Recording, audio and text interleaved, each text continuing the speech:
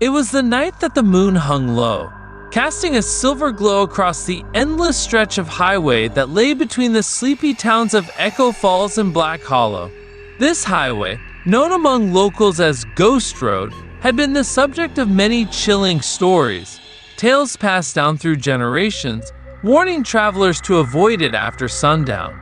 Over the years, truckers, bus drivers, and even those passing through in their cars had reported strange occurrences, unexplainable phenomena, and disappearances along this forsaken road.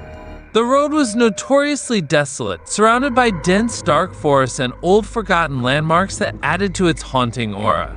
It was a place where the wind howled, the trees whispered, and the silence felt suffocating.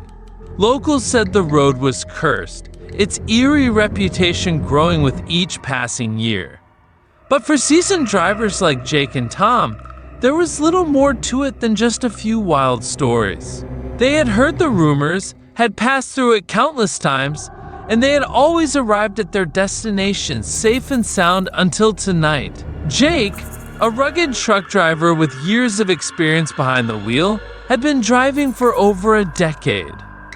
He was used to long, lonely nights on the road, the hum of the engine his only company as he sped along highways stretching through empty fields. That evening, he had set off for a cross-country haul, making his way down the infamous Ghost Road. His friend Tom, a bus driver and fellow trucker, was only a few miles ahead of him, navigating the same route with a load of passengers. The two drivers had always maintained a camaraderie, chatting through their radios every few hours, sharing stories, jokes, and the occasional eerie encounter. They agreed to keep each other company on this long stretch of road, checking in with each other every few miles. It wasn't unusual for them to talk late into the night, passing the time as they sped through the dark emptiness of Ghost Road. Tonight, however, something felt off. Jake had been driving for hours, and as he looked out his truck's side mirror, he noticed Tom's bus in the distance, just behind him. The two were traveling at a steady pace, the road winding through dense woods, with nothing but the occasional flicker of a passing sign to mark their progress. "Tom, you still with me?" Jake radioed, his voice calm but with a slight unease creeping in. "Yeah, Jake, still here?" came Tom's response, though his voice seemed distant in a way Jake hadn't noticed before. "I'm just about to catch up. It's so quiet here tonight." Jake glanced at the dark road ahead, his headlights illuminating the trees lining both sides of the highway.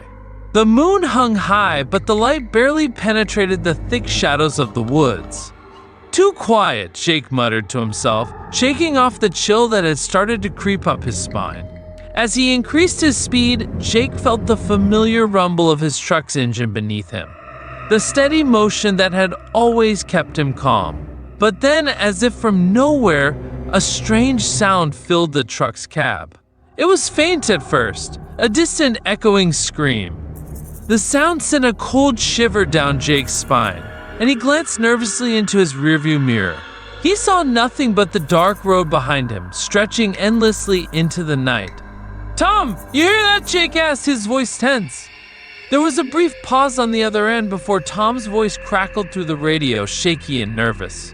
"Yeah, Jake, I heard it. I don't know what it was, but I'm pulling over to this side. Something doesn't feel right." Jake's hands tightened around the steering wheel. "Tom, don't stop. Keep moving. You don't want to be out there on foot at night. Just keep going. I'll slow down a bit and wait for you." But before Tom could respond, Jake heard another scream, a long, drawn-out wail that seemed to come from the woods. This time, Jake's heart raced in his chest. He slammed his foot down on the brake, slowing the truck. His eyes darted across the darkened highway. And then, in the dim light, he saw her. A figure, a woman, standing on the side of the road, her long black hair flowing in the wind. She was dressed in white, her face pale as the moon itself. Her eyes were wide with fear, her expression twisted in a way that made Jake's blood run cold. She looked directly at his truck as if beckoning him, calling him to stop.